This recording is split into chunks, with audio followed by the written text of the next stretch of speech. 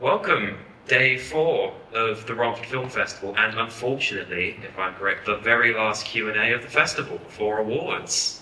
So, would you please introduce yourself, your role, and the production that you worked on? I worked on Youth 18, feature film that just finished. My name is Daniel Pacquette. I directed, co-produced, and was the cinematographer. Brilliant. So, first of all, I think it's always best to start at the beginning. Where did the concept for this film come from? What was the initial spark that started everything? My producing partner, her name was Jade Asher. She wrote this film as well. She was 7 months pregnant. Well, sorry, she was about 3 months pregnant, and she said to me, "Daniel, I want to make a film about pregnancy." Okay. And as I'm pregnant, I think it's the best time. So when she was 7 months pregnant, we had already casted, found locations, crewed up, we were ready to shoot. So we shot it in 14 days while she was still pregnant. And then she sort of gave birth a few weeks after. Congratulations. And it's quite a sprawling film, very made at a varied location. So what was the location scouting process like for that? Well, we sort of thought we will dedicate the production mainly to East London, Hackney. Yeah. So we had some locations in mind. Okay. And then we had a very effective, creative, efficient production manager, show producer. You know, these independent productions, you get a few hats. Mm-hmm. Well, he wore those 2 hats very well. Absolutely. So he was able to, locate these locations. We had lunch in many of the locations that you see featured in this film as well. So it's done very creatively how we managed to secure the location. Brilliant. And you mentioned wearing many hats. You wore many yourself. What was that process like? Have you sort of worked in that way before? And how did you find it? My experience has not always been about independent film. Okay. I worked on a couple of Bond movies. I worked on Frightman. I worked on Mummy Return, Midsummer Murders, Bill Murray film. So my experience is that you don't wear multiple hats. Yeah, definitely. But when you are an independent filmmaker, I think what's important is to have a film that you can make. You know, as I said, I just came out from Cannes. Congratulations. And, if you were to multiply the amount of scripts that were probably complete, you know, by the amount of filmmakers and writers that were there, there'll be in the thousands of scripts, and many will not be made. Yeah. And I think it's a bit different when you're an independent filmmaker. You can write a film that you can pretty much guarantee to make, even if it means you wear multiple hats. That's our model. It's not everyone's model. For sure. Because they can wait for finances. But our model is to sort of get a momentum, shoot every year, 2 films, 3 films if possible, and if possible more. That's an incredibly dedicated work ethic. And out of all the hats that you wore, which one was your favourite? Which role did you sort of take to the most, if there was one? Well, I think it's out of directing or being the DOP because I was co-producing with Jade, so that was a shared role. Yeah. The directing I did on my own.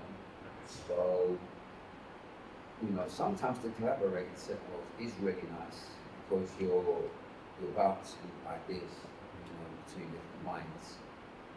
But if I can say, I probably like them equally to work with For sure. European and directing. Absolutely. I like the technical side, but I also like to work with people. Mm-hmm. So I think I like it better. And speaking of people, casting how was that sort of process? Did you find it difficult to find the right people to play the roles, or was it sort of like a strike of a match? You're perfect. To find Roland, it was a little bit challenging because the demands of his role, you know, and having so much screen time, Yeah. it was difficult to find someone with the availability. So we shot for 14 days, and he was probably needed for 10 or 11. Mm-hmm. So normally we find someone who's working part-time. Yeah. They got to like the project enough, and they've got to fit the role. Yeah, for sure. So it's a few things that have to sort of fall into place. That's why his role in particular was a bit more challenging. The other roles we feel, because we sort of have a network of actors, a pool of actors that we work with. For sure. So they were easier to find as actors. Mm. Roland's role in particular. Yeah, and you also mentioned sort of Cannes and independent cinema in general. So how do you feel spaces and events like the Romford Film Festival, like how vital do you feel they are in sort of the general ecosystem that is indie film? Well, I mean, I think what was really, you know, I sort of have two thoughts about the industry. It appears to be slightly oversaturated. Mm-hmm. Again, going back to many scripts that are written and how many are actually going to be made, turned into films. You know, it's going to be more minus rather than plus, if you like. But I think these sort of places, these opportunities, these platforms, I think they're so encouraging. When I read up about this film festival, it was, you know, admirable. I got a bit of it in Cannes because there was a lot of euphoria. It's certainly not an industry that's going down in terms of, you know, new generations coming. And I think with these sort of organisations, these sort of festivals, showcasing work, I think it's a beautiful opportunity. You can see their stuff on the big screen, interact with the audience as well. So I wish this film festival all the best. Thank you. I definitely think over those 10 years, all of the things that you've mentioned, I think the dedication of everyone here has definitely shone through. I think we might be able to open the floor up to some questions. Is there anyone in the audience that's got any questions? Please put your hand up. Don't be shy. Oh, we've got one. I don't even need a microphone. Confident. I first of all just wanted to say, I mean, it's not a question really. We really enjoyed this film. It's such a shame that there wasn't more people in here to see this. It's Daniel, isn't it? That's correct, yeah. Daniel. Yeah. I've actually worked with Roland before, which is one of the reasons that I knew that he'd made this, and I was really excited to see that it was going to be here this weekend. So I was like, we made a point of coming back today to see this, and it was so much fun. It's a great film. What was it like? Obviously, because you know, it's Jade, isn't it? That's correct. Cherry. And you said about her being pregnant and thinking, okay, I've got this idea, and we need to do it obviously before the baby's born and things like that. What was it like for the rest? I mean, obviously you can't necessarily speak for them, but I don't know whether those conversations happened.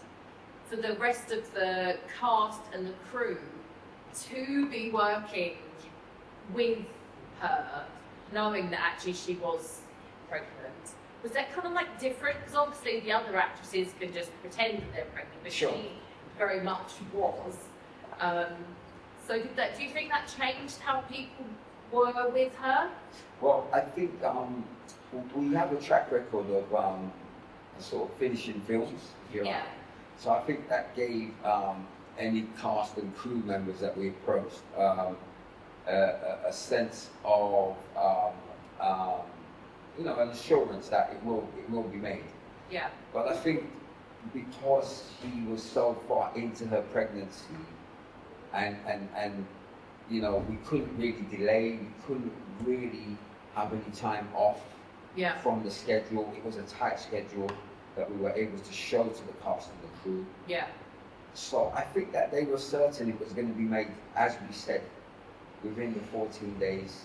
And unless there were really, you know, unforeseen circumstances that out of our control, Yeah. they had no reason to doubt. And so it was easy to get them on board. It was easy to sort of, get them on our side. It was a really nice experience. Yeah. I think what you created in 14 days it's so impressive. And did you have like a very tight budget for that? No budget? That was a good question. The budget has been described as what a production company in Soho spend on lunch. On lunch, yeah. Wow. Okay. That's what the budget has been described. So with that said, what was the favourite on-set snack? Good point. Well, you know, many of the locations, because we were able to secure them, you know, with a small fee, then they would give us lunch. So we really had a variety. Nice. Yeah, we had a lot. So we always had hot lunches, a variety of lunches. So yeah, I mean, you know, you obviously everyone wants to evolve and progress, but you really can have nice and pleasant experiences in independent filmmaking. You can get a lot of support, a lot of endorsements. You know, you really got it in this film. Really did. Absolutely. With you being on a tight budget and on a tight shooting frame as well, were there any sort of technical challenges that became sort of happy accidents that you were able to overcome and it kind of made the movie a little bit better? No, we had a couple of steps. So within the so you have the 14 days, but then you know that you need a contingency to do any pickups if there's any footage that's lost or damaged. And we had a scene that was damaged that we had to reshoot. But in terms of shooting and backing up what we've shot at the end of the day and reviewing it, that was quite seamless. We were pleasantly surprised, not surprised, but we were happy with how that routine really worked for us. Yeah, because we were able to look back to see if it needed to be reshot. We did the first backup as soon as we could at the end of the day, and then we'd do a duplicate as well. So we sort of had a tried and tested formula. I think that's definitely paid dividends. Do we have any more questions? Any hands? If there are no more, I've got one more little one before we finish. Finish off with a very simple question. What's next? I mean, hopefully, maybe something here next year? Question mark? Yeah. I think Jade, she made a horror that did well at the festival called Yeah. Anne. Mm-hmm. Yeah. I have a comedy drama post-production called Camden Town. Very nice. And I when I write, I like social realism, so I have some social realism projects. Okay. Yeah. Sounds incredibly interesting. Yeah. So yeah, I don't normally write rom-coms or dramas. I like them, but in terms of when I sit and write, it's normally issue-based. Yeah. drama that I work on. For sure. And I think one more big congratulations and a round of applause are in order before we finish today. Thank you so much. Thank you.